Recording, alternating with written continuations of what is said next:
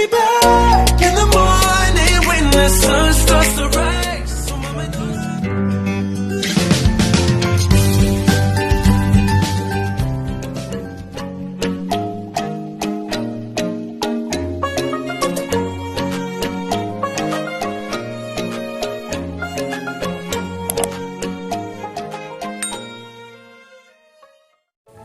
It's Hobby Day!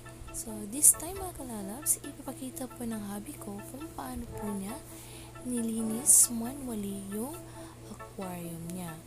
So, stay tuned mga kalalabs!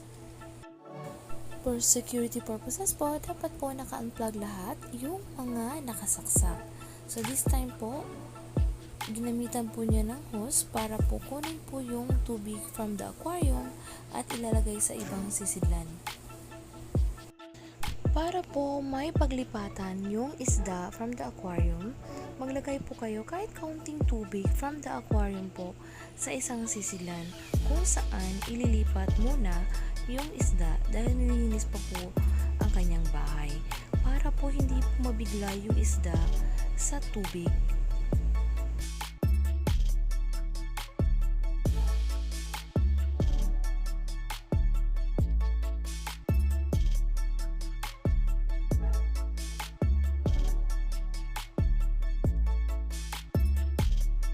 Kaya mga kalalabs, dapat once a week po, nililinis po natin yung aquarium natin. Kasi po, yung kinakain nila, talagang niluluwa lang po nila yun. Ang hose po na ginamit ng hobby ko is para pong nagbabacuum din po siya ng dumi at ililipat po dun sa isang sisidlan.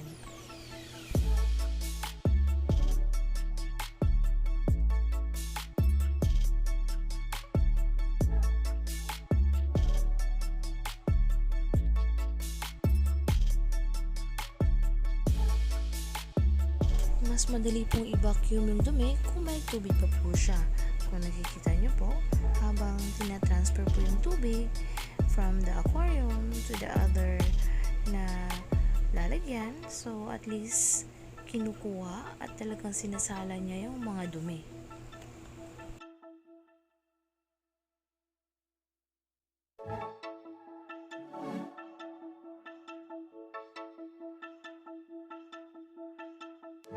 Yan mga kalalabs, nakikita nyo po yung kulay ng tubig, medyo talagang madumi na. Galing lang po yan dun sa aquarium.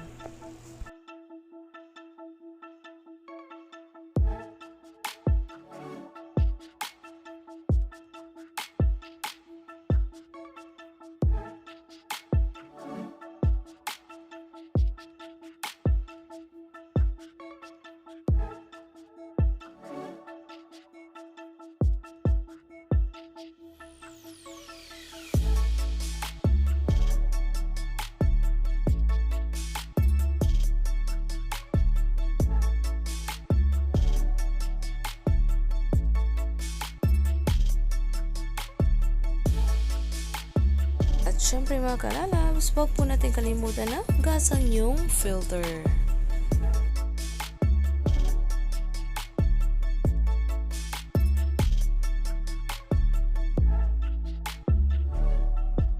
At isunod na po natin ang pagtanggal ng mga bato or yung mga stones na nilagay natin sa aquarium.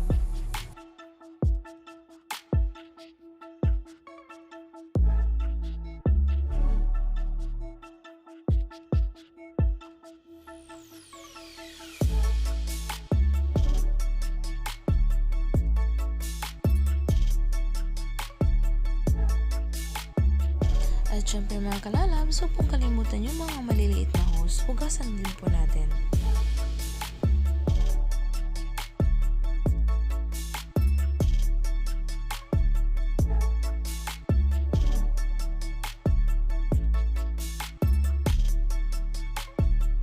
Gumamit po kayo ng sponge at syempre, huwag po itong gamitin pang panghugas ng plato. Dapat po, may separate po kayo na sponge para lang po dito sa aquarium ninyo.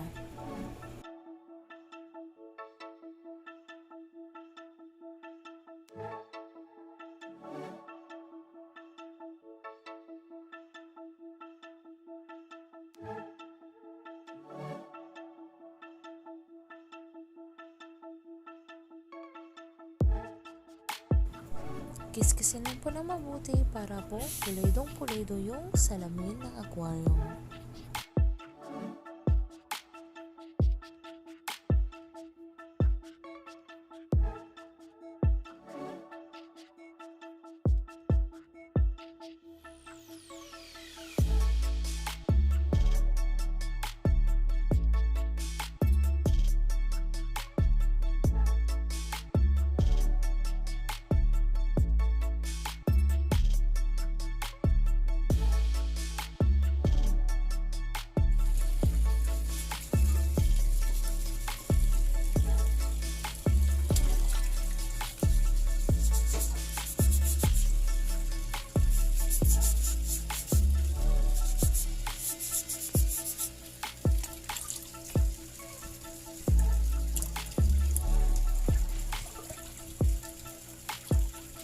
Hugasan lang po na mabuti mga kalalabs para po siguradong malinis na malinis yung aquarium natin.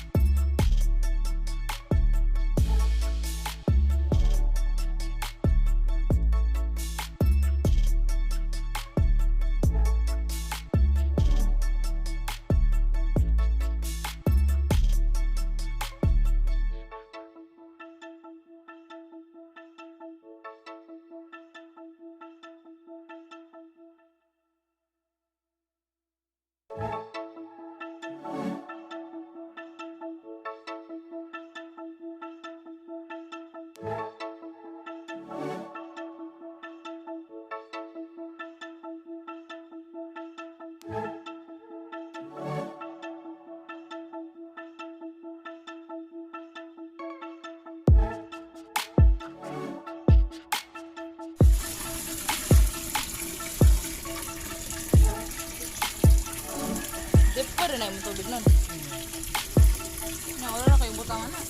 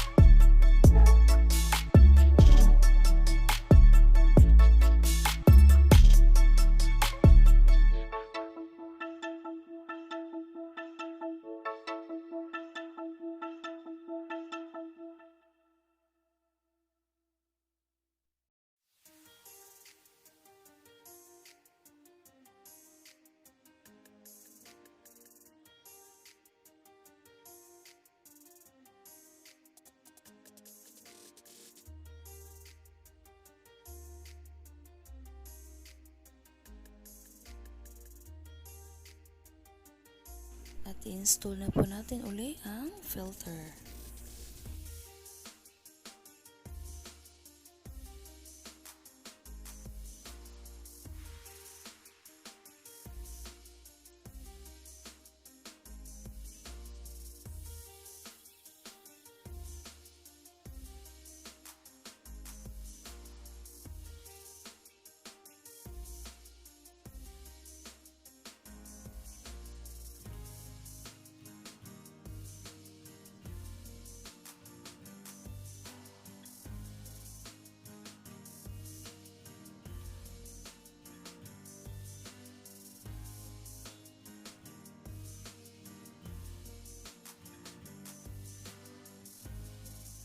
O ayan mga kalalab, sobrang linis na. Ang sarap ng pakiramdam ni flower horn.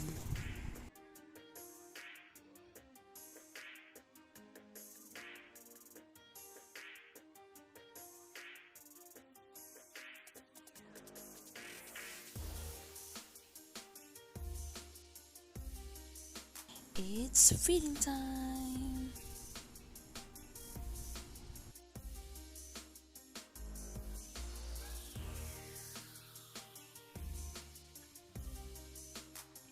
Hindi madali ang pag-aalaga ng mga pet. At syempre, if you decided na mag-alaga ng isda, kailangan mo ito pagbigyan ng oras. At syempre, isa sa mga pamaraan ng pagbigyan ng oras ay ang paglilinis ng kanyang tinitirhan para at least maliwalas yung pakiramdam ni Fishy.